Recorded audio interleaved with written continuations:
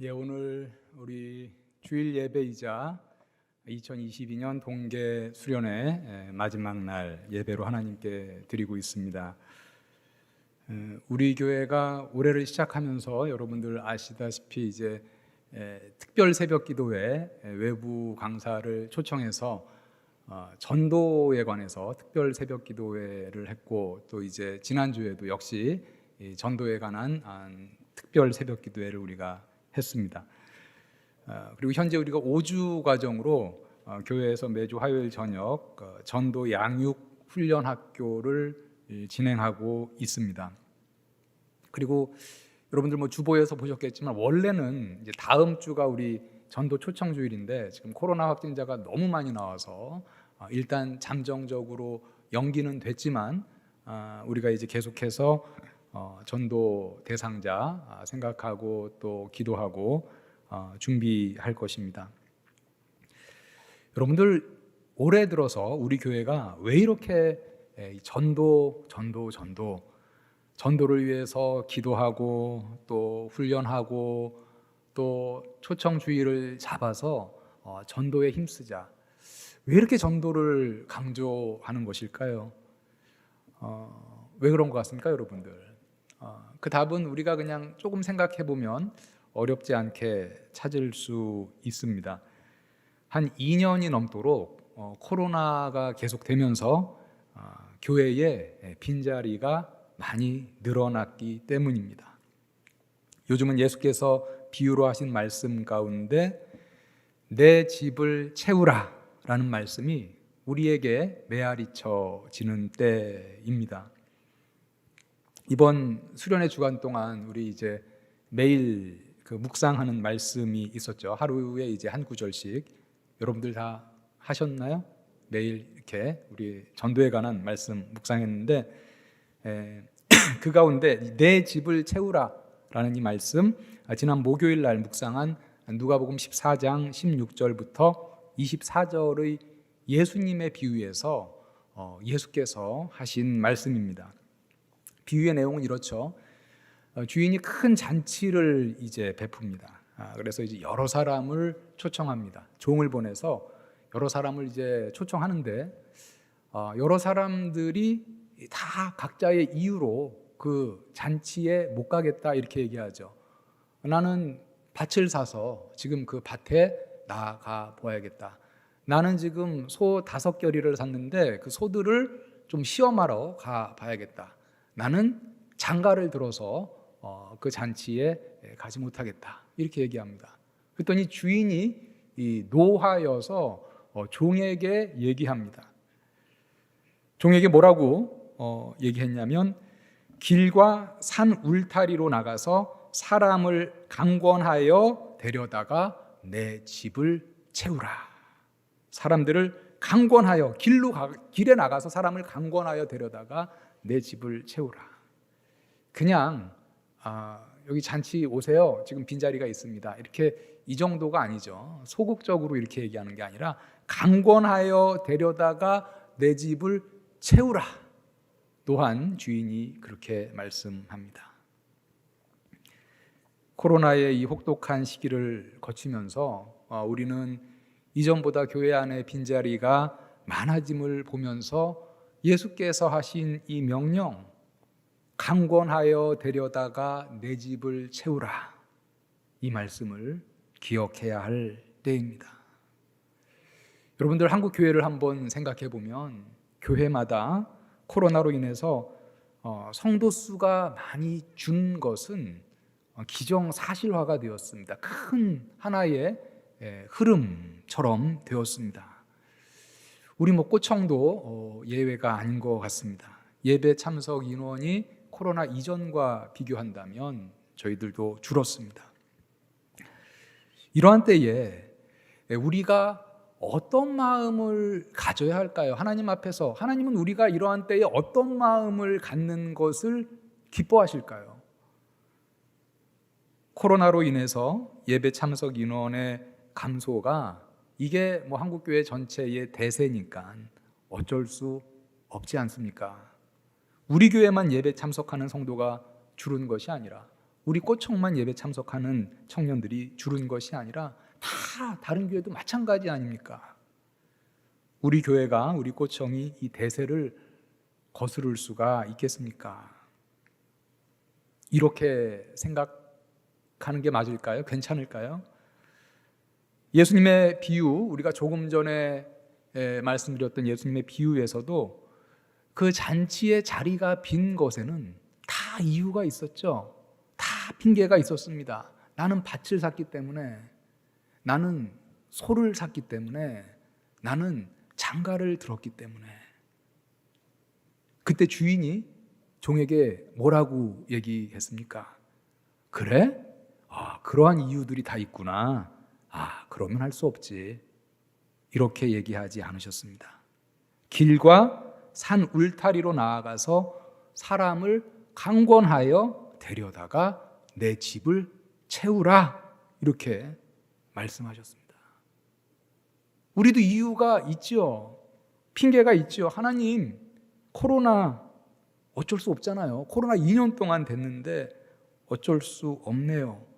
라고 우리가 이유를 댈 수 있지만, 그렇게 이유를 대고 가만히 있는 것, 오늘 비유의 말씀에 보니까 온당치 않습니다. 어떻게 해야 합니까? 그 주인이 말씀한 대로, 예수께서 말씀하신 대로 강권하여 하나님의 집을 채워야 할 때입니다. 이유가 있어요. 이유가 있는데 이유는 이유일 뿐입니다. 주인은 뭐라고 얘기했어요? 그래, 네 이유 다 받아들여지니까 그래, 그냥 그렇게 하자. 이렇게 얘기하지 않으셨습니다. 주인께서 길로 나아가서 강권하여 사람들을 데려다가 내 집을 채우라. 그러한 상황이 있음에도 불구하고, 그러한 이유들이 있음에도 불구하고, 그러한 핑계가 있음에도 불구하고 너는 나가서 사람들을 강권하여 내 집을 채우라. 이렇게 말씀하셨습니다. 코로나로 인해서 교회마다 성도 수가 줄어드는 게 큰 흐름이라 할지라도 우리는 그 큰 흐름에 편승하는 것이 아니라 사실은 그 큰 흐름을 거슬러서 올라갈 수 있는 그러한 공동체, 그러한 꼬청, 그러한 교회가 됐으면 좋겠습니다. 여러분들 이 부분에서 생각나는 그 물고기, 요즘 생선, 연어, 초밥 이런 것도 많아서 연어라는 물고기 여러분들 생각나십니까? 연어라는 물고기는 태생은 이제 강에서 이렇게 알부터 태어났는데 주로 이제 바다로 나가서 활동을 하다가 산란기가 되면 바다에서 강으로 온다고 합니다. 강으로 와서 그 알을 낳기 위해서 강 좀 중류, 상류로 이렇게 쭉 올라간대요. 물은 이렇게 위에서부터 아래로 흐르잖아요. 연어는 그 강의 흐름을 거슬러서 쭉 올라가서 거기서 이제 산란, 알을 낳는다라고 합니다. 그래서 우리 그 연어라는 물고기, 어떠한 흐름을 거슬러서 올라가는 이제 그러한 물고기로 우리가 알고 있는데, 지금 흐름은 그래요. 우리 한국 교회를 보면 코로나 2년으로 인해서 교회들도 많이 지치고 성도들도 많이 지치고 예배에 참석하는 인원도 많이 줄었습니다. 그런 상태에서 우리 꼬청이 그래, 이게 흐름인데 우리 어쩔 수 없지, 이게 아니라 오늘 예수께서 하신 그 비유의 말씀을 보니까 그렇게 그냥 우리가 편승하는 것은 하나님의 뜻이 아닌 것을 우리가 알 수 있습니다. 이유들은 있지만, 그러한 이유들은 있지만, 그러나 너희는 길에 나가서 사람들을 강권하여 내 집을 채우라. 이렇게 말씀하고 있습니다. 그래서 올해 동계 수련회의 주제를 우리가 말씀을 전파하라로 잡고 수련회를 갖고 있습니다. 우리가 지난 목요일 또 어제 또 우리가 말씀과 찬양과 기도 가운데 하나님께서 많은 우리에게 도전과 은혜를 주신 것에 감사를 드립니다. 오늘 본문에서 우리에게 명하는 핵심적인 명령은 2절 앞부분에 있는 명령입니다. 너는 말씀을 전파하라. 이것이 오늘 본문의 가장 핵심적인 명령이죠. 너는 말씀을 전파하라. 지금 바울이 이 젊은 목회자 디모데에게 한 말입니다. 말씀, 여기서 말씀은 물론 하나님 말씀 전체를 얘기하죠. 너는 말씀을 전파하라. 우리가 말씀하면 지금 이제 신구약 성경 전체를 얘기합니다. 말씀을 전파하라. 그런데 우리가 말씀을 전파하라, 하나님 말씀 전체를 전파하는데 그 말씀 가운데 우리가 아주 특별하게 핵심적으로 전파해야 되는 말씀이 바로 뭡니까? 예수 그리스도의 복음이죠. 말씀을 전파하라. 우리가 그 중에서도 복음을 전파하라 라고 우리가 이 말씀을 듣습니다. 이 말씀이 지금 젊은 목회자 디모데에게 한 말씀, 한 명령인데, 지금 말씀을 전파하라, 복음을 전파하라 라는 것은 성경에 보면 목회자만 말씀을 전파하라 그런 것이 아니죠. 목회자만 복음을 전파하라 그런 것 아니죠. 우리 모든 성도들에게 주어진 이 명령, 복음을 전파하라. 우리가 어제도 말씀 가운데 들었지만 그리스도인이 된다는 것이 무엇이냐? 그리스도인이 된다는 것은 예수 그리스도의 증인으로 택함받은 것이다. 하나님이 복음을 전하는 그러한 방식은 무엇이었냐? 하나님이 택한 사람들을 통해서 그들을 증인 삼아서 계속해서 복음을 전하는 것이 바로 하나님의 방법이었다라는 것을 우리가 어제 말씀을 통해서도 들었습니다. 우리 모두가 말씀을 전파하라, 복음을 전파하라, 우리 모두에게 하시는 말씀이다라는 것입니다. 그런데 이 명령이요, 오늘 본문 말씀에 보면 매우 엄중한 명령이다 라는 것을 2절 바로 앞절 1절의 말씀을 통해서 알 수가 있습니다. 하나님 앞과 살아있는 자와 죽은 자를 심판하실 그리스도 예수 앞에서 그가 나타나실 것과 그의 나라를 두고 엄히 명하노니, 여기 보면 엄히 명한다. 그리고 나서 바로 말씀을 전파하라 이렇게 얘기한 것이죠. 말씀을 전파하라는 이 명령, 하나님 앞과 살아있는 자와 죽은 자를 심판하실 그리스도 예수 앞에서 하는 아주 엄중한 명령이다라는 것입니다. 살아있는 자와 죽은 자를 심판하실 그리스도 예수. 여기서 이제 살아있는 자는 이제 예수님이 재림하실 때 그때 이제 살아있는 자를 얘기합니다. 죽은 자는 예수님이 재림하실 때 그 재림하시기 전에 이미 죽은 자를 얘기합니다. 1절 뒷부분에 보니까 그가 나타나실 것과 그의 나라를 두고 엄히 명한다. 그가 나타나신다는 건 예수님의 이제 재림을 얘기하는 거죠. 그의 나라, 하나님 나라입니다. 예수님께서 재림하시는 것, 그리고 예수 그리스도께서 다스리는 나라를 두고 엄히 명한다 이렇게 얘기합니다. 1절을 좀 정리하면 이렇습니다. 하나님 앞과 다시 재림하여서 산자와 죽은 자를 심판하실 그리스도, 그리고 그의 나라를 왕으로 통치하실 예수 그리스도 앞에서 너희들에게 엄히 명한다 라고 말씀하시는 것입니다. 하나님이 보는 앞에서, 그리스도께서 보는 앞에서 엄하게 명령한다는 것이 뭐겠습니까? 이 명령이 그만큼 엄중한 명령이다, 엄한 명령이다 라는 것이죠. 그 명령이 바로 뭡니까? 말씀을 전파하라. 그러면서 이 명령은 너희가 이 명령을 수행하기에 좋은 때이든지 아니면은 나쁜 때이든지 상관없이 이 명령을 충실히 수행하라고 말씀합니다. 우리가 많이 들은 말씀이죠. 때를 얻든지 못 얻든지 항상 힘쓰라.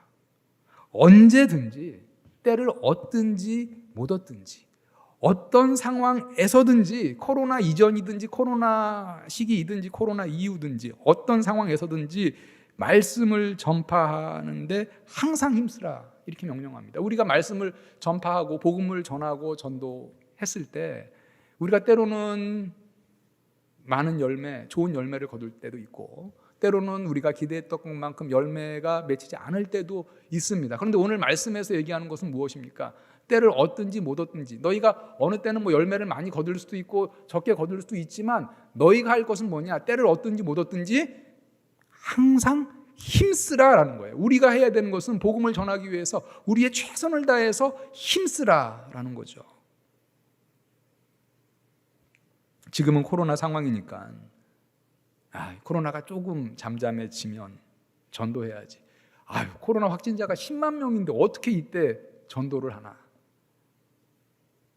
오늘 말씀에서 얘기하는 것은 코로나 상황이든지 코로나가 끝난 이후든지 항상 전도에 힘쓰라는 것입니다. 코로나 시기라서 기존의 성도들도 비대면으로 예배를 드리거나 아니면 비대면으로 예배를 드리다가 또 교회를 잘 안 나오는 그런 성도들도 있는데 어떻게 교회를 이 시국에 안 다니는 사람을 전도할 수 있는가? 이렇게 부정적으로 생각하는 것이 아닌 것이죠. 오늘 말씀에서 말하는 것은 때를 얻든지 못 얻든지 항상이라고 얘기하고 있습니다. 코로나로 인해서 많은 사람들이 경제적으로 큰 어려움을 겪고 낙심하고 코로나로 인해서 많은 사람들이 스트레스를 참 많이 받고 있는 이 때입니다. 저는 아직까지 확진은 안 됐는데 최근에 저는 말씀드리면 구청에서 2번 연락을 받았습니다. 한 번은 이제 아는 한 3주 전에 목사님과 이렇게 식사를 한 적이 있는데 한 4분 이렇게 같이. 그런데 그 중에 한 분이 이제 확진이 된 거예요. 그래서 이제 연락이 와서 이제 자가격리자 해서 검사 받으라. 검사 받았죠. 물론 감사히 음성은 나왔습니다. 근데 그분이랑 검사를 하면서 꿈에도 생각 못했죠. 그러니까 왜냐하면 열이 있거나 그런 분이 아무도 없었거든요. 근데 하여튼 그분은 치료를 받고 저는 이제 음성 나왔고 나머지 3명도 다 음성이 나왔습니다만은. 근데 이제 지난주에도 또 연락을 받았는데 구청에서 연락 받기 전에 친척분과 이렇게 좀 식사를 같이 했어요. 식사를 같이 했는데 그 다음 날이군요. 그 다음 날 연락이 왔어요. 그 친척분한테 양성으로 확진이 됐다.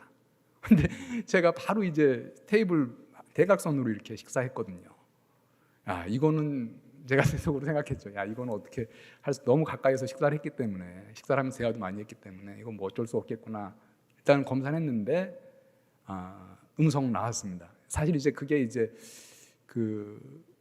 지난주였기 때문에 그런 생각도 했죠. 이거 양성 만약에 나오면 이번 주 주일날 설교도 해야 되고 수련의 마지막 날인데 장 목사님한테 다시 부탁을 해야 되나? 어떻게 해야 되나? 그런 저 나름대로의 시나리오는 돌리고 있었는데 그래서 이제 그때도 가서 이렇게 또 검사도 하고 이제 그랬는데 하여튼 감사히 음성이 나와서 이 자리에 서서 이렇게 설교하고 있는데요. 이게 요즘은 진짜 밥 먹기가 겁나는 그런 세상이 되었습니다. 밥 먹을 때 우리 같이 먹을 때는 좀 멀쩡했던 사람들이었는데 열도 없고. 그런데 이게 갑자기 어느 날 구청에서 연락 오고 그 지인한테 이렇게 확진됐다고 오니까 이게 살아가는 자체가 요즘이 사실 엄청난 스트레스입니다. 사실 우리 모두가 마찬가지일 것 같아요. 경제적으로 어려운 분들은 말할 필요도 없고요. 우리 소상공인들, 영세 소상공인들은 말할 필요도 없고. 이런 시대에 코로나로 인해서 정말 많은 경제적인 어려움 그리고 스트레스, 이러한 힘든 가운데 사람들의 마음이 많이 가난해져 있기 때문에 오히려 이 시기가 복음을 전하는 적기일 수 있겠다라고 생각하고 우리가 때를 얻든지 못 얻든지 항상 힘쓰라. 거기에 순종해서 우리가 전도하는 거죠. 여러분, 코로나가 끝나고 나서 요즘 모르겠습니다. 코로나가 끝난다는 말이 과연 성립이 될 수 있는 말인지는 모르겠지만 코로나가 잠잠해지고 나서 경기도 살아나고 우리나라 GNP가 올라가고 그러면 전도하기가 더 좋을까요? 여러분들 사회가 발전하고 흥황할 때 사람들이 어떻게 생각합니까? 하나님 없이도 충분히 행복할 수 있다. 이렇게 생각하고 자만하고 복음을 그때는 더 잘 받아들이지 않을 수도 있겠죠.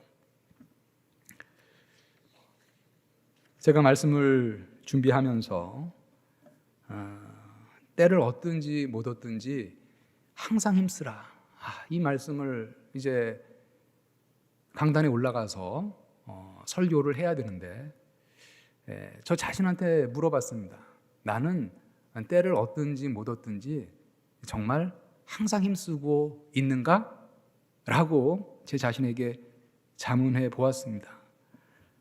목사니까 설교단에서 복음을 전하고 학교에서 또 강단에서 말씀을 가르치지만 한편으로는 정말 믿지 않는 영혼들에게 직접 나가서 복음을 전하는 데 있어서 제가 한 답은 지금보다 분발해야 되겠다, 훨씬 더 힘써야 되겠다 라는 그런 생각, 그리고 찔림, 반성, 뉘우침, 그런 것들이 있었습니다. 제가 여러분과 같은 청년 때에 품었던 전도의 열심이 오히려 지금 많이 식어진 것이 아닌가 하는 반성이 들었습니다. 제가 대학 시절 얘기를 잠깐만 좀 하면, 제가 대학 시절에 섬긴 교회는 작은 교회였습니다. 일꾼이 많지 않았습니다. 그래서 주일이 되면 이제 오전에 8시 좀 넘으면 이제 9시부터 주일학교 유초등부 이제 예배가 있어서 교사로 이제 섬겼기 때문에 주일학교 교사로 섬기고, 이제 분반 공부까지 끝나면은 이제 주일 낮 예배 성가대를 쓰기 때문에 또 성가 연습에 들어갔습니다. 성가 연습 들어가서 성가 연습하고 이제 주일 낮 예배 드리고, 그 다음에 이제 점심 먹고, 그 교회는 이제 우리 교회처럼 저녁 예배 대신에 주일 오후 예배가 있었어요. 그래서 점심 먹고 또 이 주일 오후 예배 드리고, 오후 예배 끝나고 이제 청년부 성경 공부 모임이 한 3시쯤 있었습니다. 그래서 3시에 청년부 성경 공부 모임하고, 그렇게 하고 나서 이제 그 청년부에 있는 그 지체 청년 2명과 함께 우리 그 교회 근처에 이제 보라매 공원이라는 그 공원이 있었어요. 그래서 보라매 공원에 가서 매 주일 이렇게 한 2시간씩 전도를 했습니다.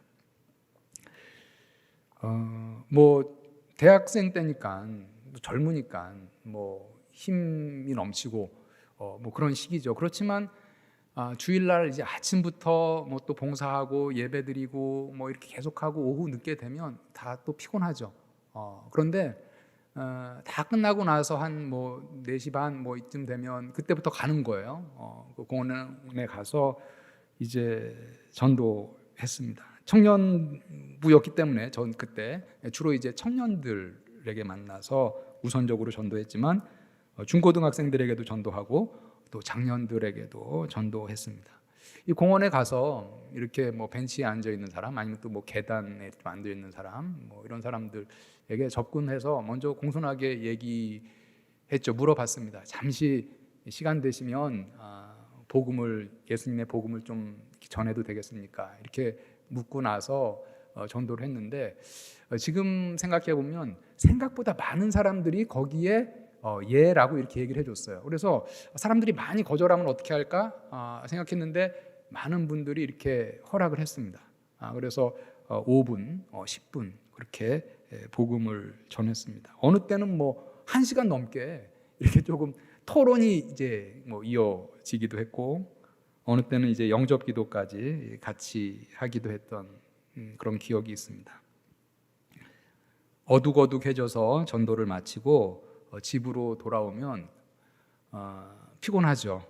피곤한데 그때 참 기뻤던 것 같습니다. 특별히 전한 복음에 대해서 진지하게 받아들이고, 그리고 또 교회를 한번 나가보겠다 이런 분이 있을 때, 전화번호도 다 또 나누고 이런 분이 있을 때 정말 피로가 다 사라지고 날아갈 듯 기뻐했던 것이 생각이 납니다. 천하보다 귀한 영혼을 하나님께로 인도하는데 쓰임받았다, 이런 생각 때문에 참 감사하고 기쁘고 보람되었던 그런 생각이 납니다. 우리 고청도 코로나로 인해서 중단되었던 전도 모임을 다시 재개한 지가 꽤 지났습니다. 우리 조요한 전도사님이 인도해주고 계신데, 여러분들 우리 또 수련회를 기점으로 해서 더욱더 많이 참석해서 전도의 사명을 감당할 뿐만 아니라요, 여러분들 이 전도할 때 우리가 전도자가 누리는 그 기쁨이 있습니다. 그 고귀한 기쁨을 우리 꼬청들 좀 많이 누렸으면 좋겠습니다. 때를 얻든지 못 얻든지 말씀을 전파하라, 이 말씀을 묵상할 때 생각나는 한 목사님이 계십니다. 제가 전도사 시절 때 어느 목사님을 이제 만났었는데, 그 목사님과 이제 만나서 대화를 하는 가운데 그 목사님이 최근에 자신이 이러한 회개를 했다, 뭐 이런 걸 좀 나눠주셨어요. 근데 그 회개의 내용이 뭐냐면 최근에 이제 교통사고가 났대요. 상대방 과실로 차량 접촉 사고가 났는데 뭐 내려가지고 이제 다 어디가 뭐 좀 부서졌는지 보고 그 보험사 직원에게 연락을 해서 보험사 직원이 와서 뭐 또 다 처리를 했다고 합니다. 그리고 이제 집으로 돌아왔는데 집에 돌아와서 생각을 해보니까 그 보험사 직원에게 전화를 하고 나서 보험사 직원이 오기까지 시간이 꽤 걸렸다는 거예요. 시간이 이제 생각보다 많이 걸렸다. 그런데 이 목사님이 내가 그때에 왜 그 상대방에게 복음을 전하지 않았을까? 이런 생각이 들면서 그때 내가 복음을 전하지 않은 것에 대해서 하나님께 회개했다는 거예요. 저는 사실 이제 그 목사님의 말씀을 들으면서 이런 것도 회개해야 되나? 속 마음으로는 이런 회개도 있나? 상당히 좀 저로서는 상당히 생소한 그런 이제 회개였습니다. 그런데 그 목사님의 말씀을 들으면서 제가 생각한 것은 이 목사님 정말 하나님 말씀대로만 정말 순전하게 살려는 그러한 목사님이시구나. 그리고 이 목사님은 정말 이 전도를 어떻게 보면 생활화하는 그런 목사님이시구나라는 그런 생각을 했습니다. 여러분, 우리가 때를 얻든지 못 얻든지 전도하라, 이 말씀은 어느 때이든지 항상 전도하라라는 그 말씀이죠. 다른 말로 하면 전도를 생활화하라, 이런 말씀입니다. 이 전도라는 것, 우리가 뭐 큰 맘 먹고 특별한 때만 하는 거다 이렇게 생각하지 마시고 전도는 우리 생활 가운데 하는 것이다 라는 것이죠. 우리 지금 디모데에게 가르치는 바울을 한번 볼까요? 바울은 디모데에게 때를 얻든지 못 얻든지 말씀을 전파하라고 가르쳤을 뿐만 아니라 본인의 삶 가운데 때를 얻든지 못 얻든지 말씀을 전파하는 것이 무엇인가 본을 보여주었습니다. 바울이 복음을 전하다가 로마에서 옥에 갇힌 적도 있죠. 바울은 어떻게 했습니까? 감옥에 갇혀 있을 때도 복음을 전했죠.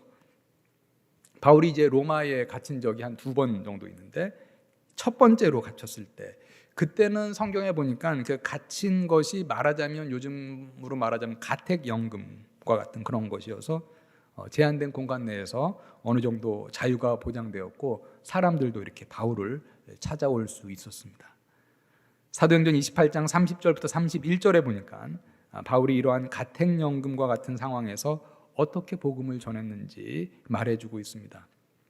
바울이 온 이태를 자기 셋집에 머물면서 자기에게 오는 사람들을 다 영접하고 하나님의 나라를 전파하며 주 예수 그리스도에 관한 모든 것을 담대하고 거침없이 가르치더라.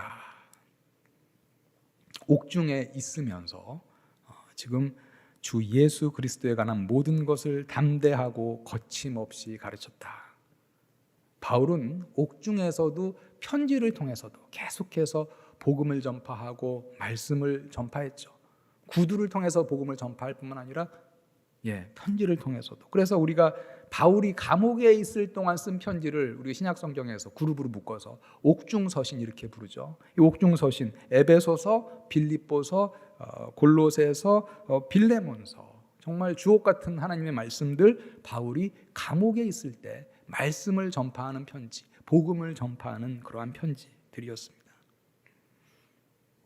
전도를 생활화하는 것, 언제 어디서든지 전도하는 것, 그리스도인이라면 감옥에 갇혀 있어도 전도할 수 있다라는 것을 바울이 보여주었습니다.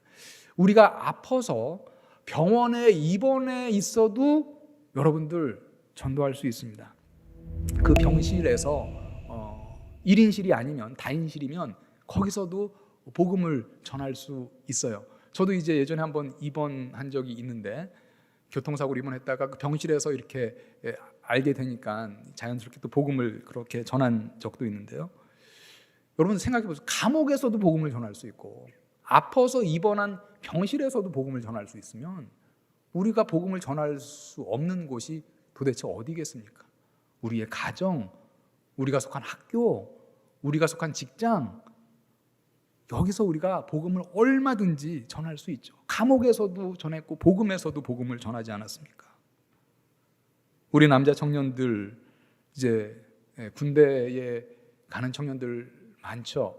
제가 이제 요즘에 특히 더 느끼는데 이제 기도 순 보고서를 제가 이제 받지 않습니까? 기도 제목도 있고. 근데 이제 그 출결해 보면 군대에 간 청년들이 요즘 제가 보니까 유독 많은 것 같습니다. 아마 코로나 때에 맞춰서 이때 가야지라고 더 많이 가는 것이 아닐까, 뭐 그런 생각도 들긴 한데, 하여튼 이 군대에 가는 우리 남자 청년들이 참 많은데, 군대에 가면 그 군대 내무반에서도 우리가 전도할 수 있죠. 뭐 나보다 계급이 낮은 나보다 계급이 낮은 군인에게만 전도할 수 있는 게 아니라 사실 내무반에서도 위에 계급 우리 군인에게도 뭐 전도할 수 있고 내무반에서도 우리가 충분히 전도할 수 있습니다. 어디서든지 다 전도할 수 있습니다. 우리가 전도에 대해서 조금 더 열린 마음으로 그리고 적극적인 마음으로 임해야 한다라는 거예요. 제가 가만히 생각해 보면 우리 많은 그리스도인들의 삶 가운데 암과 행실, 우리가 아는 것과 행하는 것의 괴리가 큰 것 중에 아주 대표적인 것을 꼽으라 그러면 저는 전도가 생각납니다. 우리 모태신앙으로 신앙생활 많이 하신 분들, 뭐 저도 모태신앙이지만요, 오랫동안 신앙생활 하시는 분들 전도해야 하는 거, 우리 그리스도인의 지상 명령이라는 거 우리가 다 알고 있죠. 너무나 잘하는데 너무나 잘하는 이 당위적인 명령인 것에 비해서 우리의 행함이 따라주지 않는 것, 대표적인 것이 전도가 아닌가, 그렇게 생각이 됩니다. 우리가 여러 삶의 자리에서 전도를 생활화하기 위해서 필요한 것이 있는데 두 가지 정도를 생각해 볼 수가 있습니다. 첫 번째는요, 우리가 전도하기 위해서 사랑이 필요합니다.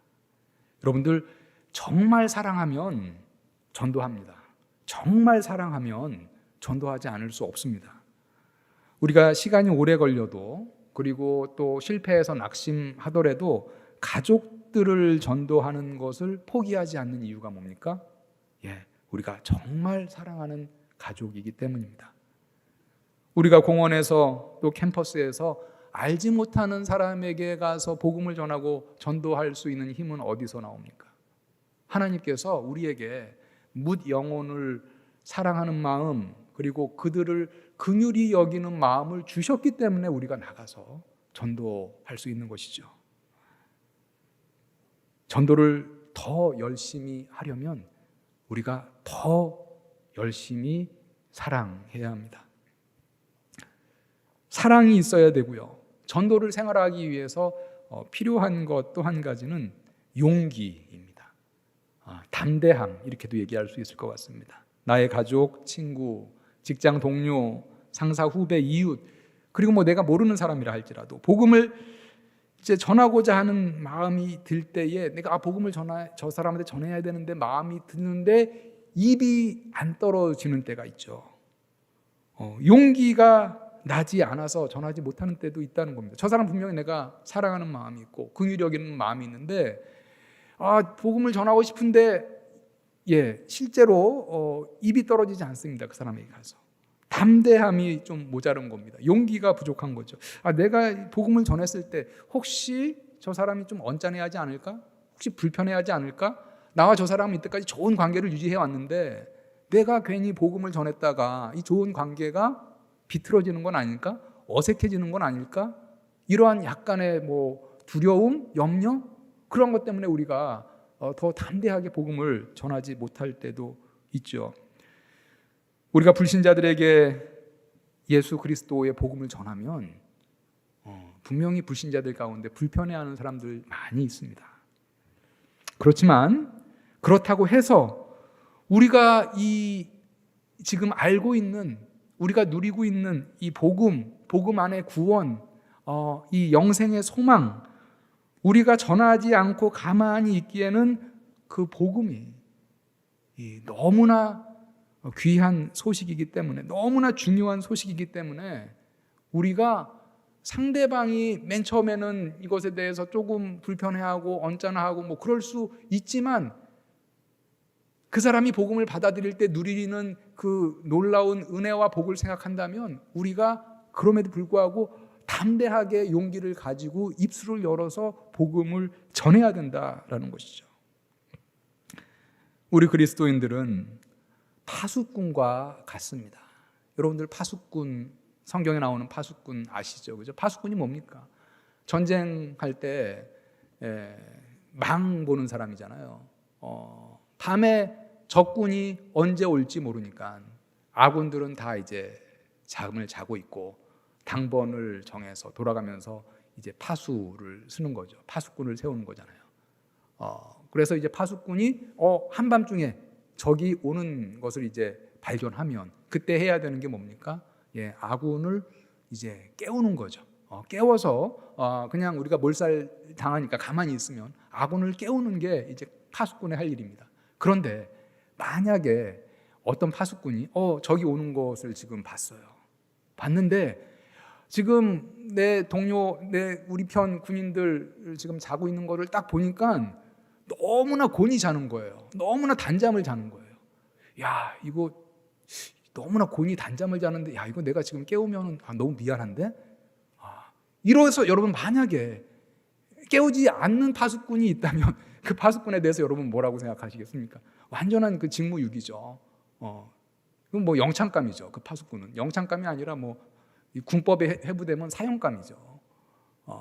제가 좀 비유가 약간 심했을지 모르겠습니다.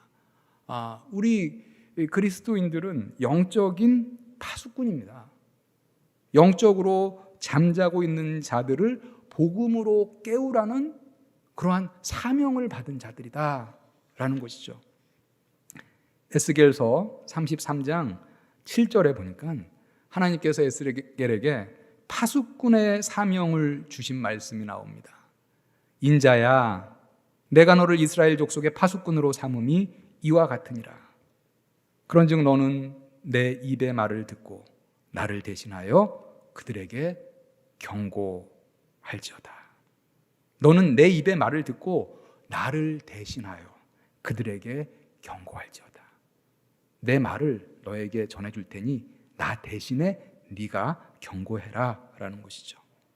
그리스도인들을 파수꾼의 사명을 받은 자로서 우리 삶의 자리에서 하나님의 대사로 말씀을 전파하고 때로는 경고까지 해야 할 책임을 부여받은 자들이다 라는 것입니다. 오늘 본문에 보면 바울이 이제 때를 얻든지 못 얻든지 말씀을 전파하라, 항상 힘쓰라고 얘기하면서, 그런데 말씀을 전하기 어려운 때가 온다, 말씀을 전하기 어려운 때에 대해서 말을 합니다. 3절과 4절에 보면요, 때가 이르리니 사람이 바른 교훈을 받지 아니하며 귀가 가려워 자기의 사욕을 따를 스승을 많이 두고 또 그 귀를 진리에서 돌이켜 허탄한 이야기를 따르리라. 이러한 때가 온다는 거예요. 사람이 바른 교훈은 받지 않습니다. 귀가 가려워서 자기의 사욕을 따를 스승을 많이 둔다. 이게 뭐냐면 내 욕심을 채워줄 그러한 말을 많이 듣고 싶어서, 지금 그 말을 듣고 싶어서 귀가 가렵다, 지금 이런 표현을 하고 있어요. 그 귀를 진리에서 돌이켜 허탄한 이야기를 따른다, 이렇게 얘기합니다. 정작 중요한 진리의 말씀엔 귀 기울이지 않고 허탄한 것들에 지금 많이 빠져 있다. 자기의 욕심을 채워줄 그러한 말에만 귀를 기울인다 라는 것이죠. 여기서 말하는 바로 이때, 지금 우리가 사는 때도 이러한 때에 속하지 않을까 생각합니다. 이러한 때 사람들이 진리, 바른 교훈의 말씀을 받지 않고 자신의 욕심을 채워줄 것만 들으려고 하는, 자기가 듣고 싶어 하는 것만 들으려고 하는 이러한 때이지만, 그러니까 어렵겠죠. 우리가 때를 얻든지 못 얻든지 말씀을 전파하는데, 말씀은 진리 아닙니까? 진리를 사람들이 잘 받으려고 하지 않은 이때에 전하는 거 물론 어렵습니다. 그럼에도 불구하고 오늘 본문에 보니까, 그럼에도 불구하고 이러한 때라 할지라도 사람이 귀를 닫고 허탄한 것에만 관심을 갖는다 할지라도 하나님의 말씀은 계속해서 전파되어야 한다. 5절에서 말합니다. 그러나로 시작하죠. 지금 사람들은 이 말씀을 들으려고 하지 않는 이 세대의 사람들이 있다. 그럼에도 불구하고 너는 모든 일에 신중하여 고난을 받으며 전도자의 일을 하며 내 직무를 다하라. 많은 사람들이 하나님의 말씀, 복음에 귀를 닫고 허탄한 말을 따르는 때일지라도 우리 성도들 어떻게 합니까? 오늘 말씀해 보니까 신중하고 그 다음에 고난이 오면 고난을 피하지 말고 고난을 받으며 전도자의 사명을 감당해야 한다라고 말합니다. 신중하여 이렇게 얘기하는데, 제가 신중하다 원어를 좀 살펴보니까 이런 의미가 그 안에 들어 있습니다. 신중하라, 우리의 말과 행실에 있어서 절제하라, 그리고 매사에 균형 잡힌 삶을 살아라 라는 그런 의미가 담겨져 있습니다. 우리가 신중한 삶, 우리의 말과 행동을 절제하고 상당히 우리 삶이 균형 잡힌 그러한 삶을 살아야 하는 이유, 우리가 하나님의 말씀을 전할 때요, 생각해 보세요. 사람들이 우리의 말씀을 받아들이고 안 받아들이고 그 말씀의 내용도 중요하죠. 그렇지만 말씀을 전하는 사람이 누군가, 그 사람의 삶은 어떤가, 그 사람의 됨됨이는 어떤가, 그 사람이 내가 신뢰할 만한 사람인가 아닌가, 이것까지 종합적으로 판단한다라는 것입니다. 그렇기 때문에 우리는 말씀을 전할 때, 복음을 전할 때 복음의 내용도 정확히 알고 전하는 것 당연히 중요하고, 그 다음에 우리의 삶도 너무나 중요하다라는 것이죠. 그리고 하나님의 말씀을 전할 때, 이 부분은 조금 어려울 수 모르겠지만 오늘 말씀해 보니까 고난을 받으며 전도자의 일을 하라 이렇게 얘기합니다. 하나님 말씀을 전할 때 고난이 올 수 있다라는 것 여러분들 생각하시기 바랍니다. 하나님 말씀을 전할 때 고난이 오면 고난을 피하지 말고 받으며 고난을 흡수하며 전도자의 일을 하라 이렇게 말을 하고 있습니다. 우리가 이렇게 아름다운 예배당에서 모든 음향, 모든 정말 영상 이런 시설이 이렇게 완벽하게 갖추어진 아름다운 교회당에서 우리가 죄의 문제를 해결받고 영생의 소망을 가지고 기쁨으로, 감사함으로 행복하게 하나님께 예배할 수 있는 것 생각해 보면요, 우리에게까지 복음이 오기까지 이 복음을 전하기 위해서 많은 이들이 고난을 받았기 때문입니다.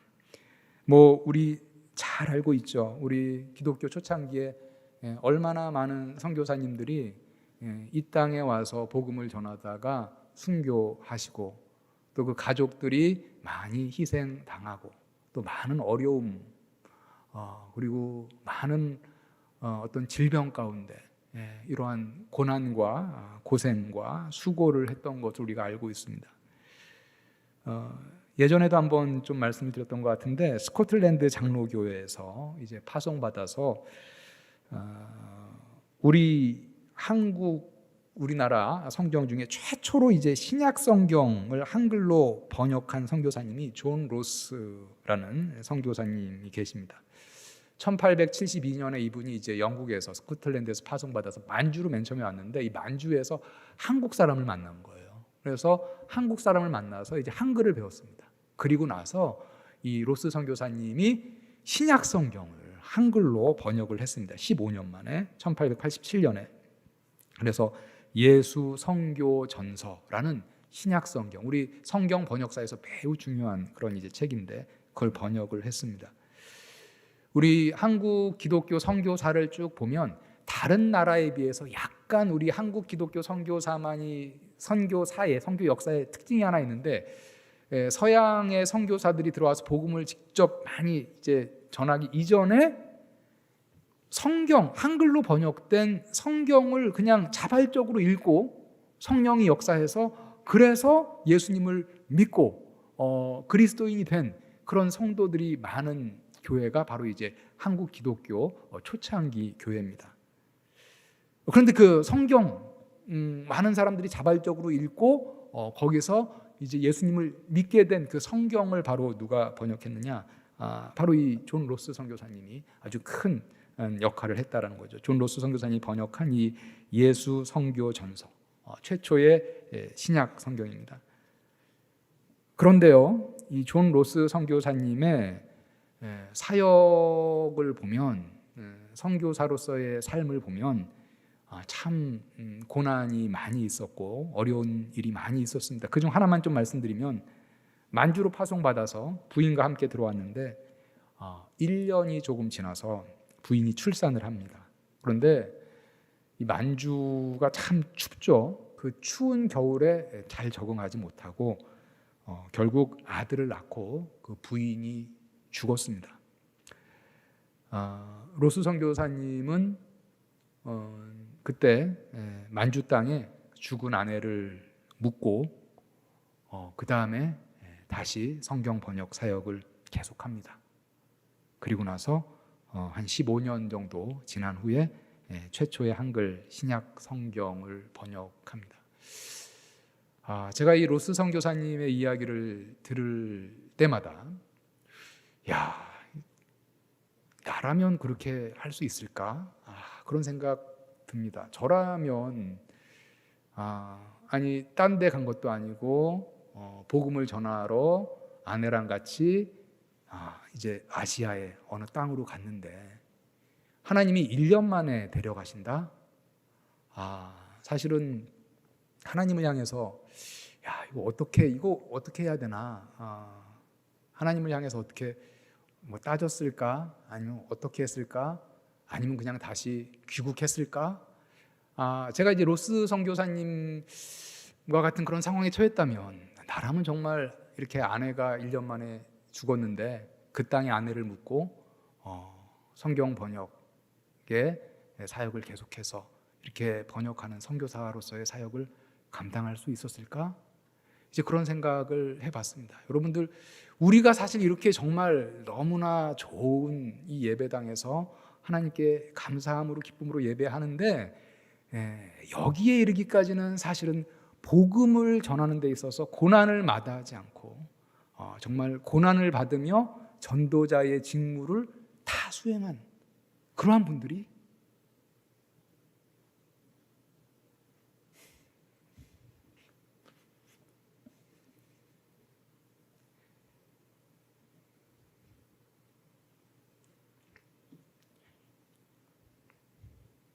있었기 때문에 우리가 참으로 감사하게 기쁨 가운데 참 하나님을 만나고 예수님을 만나고 구원받아서 영생의 소망을 갖고 우리가 살아갈 수 있는 이 놀라운 복을 우리가 누리고 있다라는 것입니다.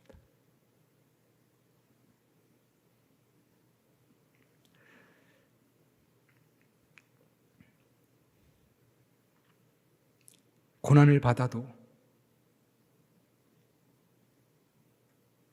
누군가는 하나님의 말씀을 전파해야지.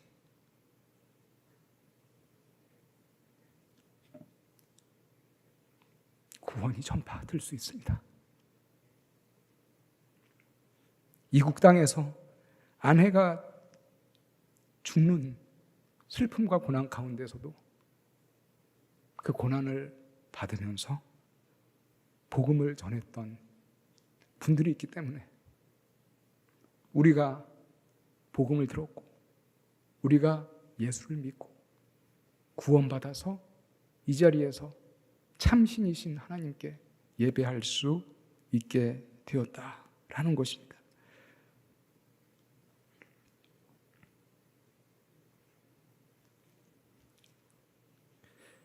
그래서 로마서 10장 13절과 14절에 보니까 이렇게 말씀합니다. 누구든지 주의 이름을 부르는 자는 구원을 받으리라. 그런즉 그들이 믿지 아니하는 이를 어찌 부르리요? 듣지도 못한 이를 어찌 믿으리요? 전파하는 자가 없이 어찌 들으리요? 주의 이름을 부르려면 주를 믿어야 하는데 주를 믿으려면 말씀을 들어야 하고 말씀을 들으려면 전파하는 자가 있어야 한다라는 매우 어떻게 보면 당연한 말씀입니다. 마지막으로 한 가지만 더 생각을 해보도록 하겠습니다. 오늘 본문에 보면 때를 얻든지 못 얻든지 말씀을 전파하라고 명령하면서 범사의 오래 참음과 가르침으로 경책하며 경계하며 권하라 이렇게 말씀합니다. 2절 다시 한번 보죠. 너는 말씀을 전파하라. 때를 얻든지 못 얻든지 항상 힘쓰라. 범사의 오래 참음과 가르침으로 경책하며 경계하며 권하라. 우리가 하나님의 말씀을 전파할 때 가져야 할 중요한 태도 하나는 바로 인내하는 것이죠. 오래 참음과 이렇게 얘기하고 있습니다. 한 번, 두 번 말씀을 전했는데 상대가 받아들이지 않는다고 해서 우리가 쉽게 포기하는 것이 아니라 오래 참으면서 또 기도 가운데 낙심하지 말고 계속해서 두드리고 계속해서 전하라 라는 그런 말씀입니다. 그런데 우리 성경에 보니까 예수님도 한 영혼이라도 더 회개하기를 기다리면서 오래 참고 기다린다는 말씀이 있어서 우리에게 위로가 되고 또 힘이 됩니다.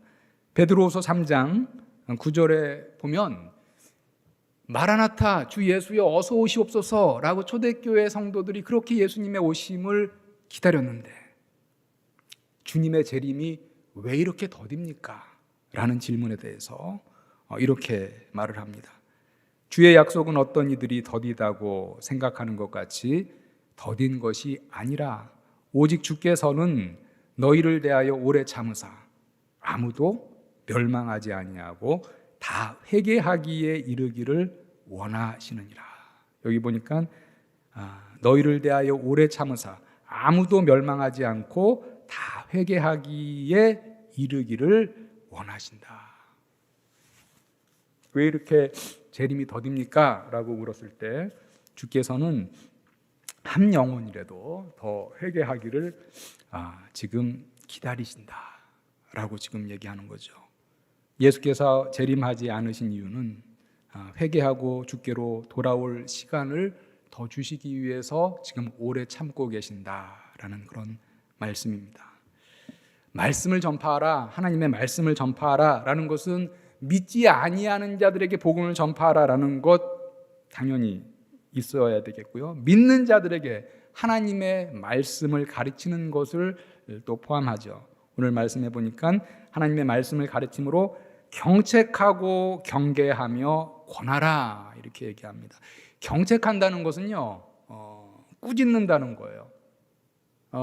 교회도 이렇게 권징이라는 게 있잖아요. 사실 교회에서 현대 교회에서 잘 이렇게 실제로 뭐 권징 우리가 이루어지긴 하지만 많이는 못 보죠. 근데 교회에서 하나님의 말씀으로 이제 꾸짖을 때도 있고 경책하고 그 다음에 경계하라. 이 경계하라는 것은 경고하라 그런 의미입니다. 경고 그리고 권하라. 우리 이 말씀을 전파하라 해서 이제 말씀을 가르침으로 경책하고 경계하고 권하라. 이제 순서 단계별로 보면 말씀으로 권하는 것. 그런데 그 다음 단계는 뭡니까? 경고도 해야 된다라는 거예요. 경고. 그 다음으로 넘어가면 정말 경고했는데도 불구하고 계속 잘못이 이어진다. 그러면 이제 경책하는 거죠. 꾸짖는 것도 포함이 됩니다. 예, 오늘 말씀을 맺도록 하겠습니다. 여러분들은 어떤 지금 상황입니까? 때를 얻든지 못 얻든지 말씀을 전하고 계십니까? 아니면 때를 얻을 때는 말씀을 전파하지만 때를 얻지 못할 때는 말씀을 전파하지 않고 있습니까? 아니면 때를 얻을 때나 때를 못 얻을 때나 말씀을 전파하지 않고 있습니까? 세 부류로 좀 나눌 수 있을 것 같아요. 때를 얻거나 못 얻거나 말씀을 전파하는 사람, 때를 얻을 때는 말씀을 전파하지만 때를 못 얻을 때는 말씀을 전파하지 않는 사람, 때를 얻든지 못 얻든지 상관없이 그냥 말씀 전파하지 않는 사람. 오늘 본문을 통해서 우리가 봤듯이 말씀을 전파하라, 이 명령은 우리에게 선택사항이 아니라 반드시 수행해야 할 하나님과 예수 그리스도 앞에서 받은 매우 엄중한 명령이다 라는 것, 여러분들 꼭 기억하시기 바랍니다. 코로나로 인해서 교회에 빈자리가 많아지는 이때에 코로나인데 어떻게 하라고, 코로나인데 어쩌라고 이렇게 생각하고 두 손 두 발 다 놓는 것이 아니라 예수께서 말씀하신 것처럼 강권하여 내 집을 채우라, 이 명령 여러분 또 꼭 기억하시길 바랍니다. 파수꾼의 심정으로 사랑을 가지고 또 담대함을 가지고 여러분들 말씀을 전파하시고 복음을 전하여서 예수께서 명령하신 대로 우리가 이 코로나의 시기에 있지만 하나님의 집을 채우는 우리 꽃청과 우리 꽃동산 교회가 되기를 예수님의 이름으로 축원합니다.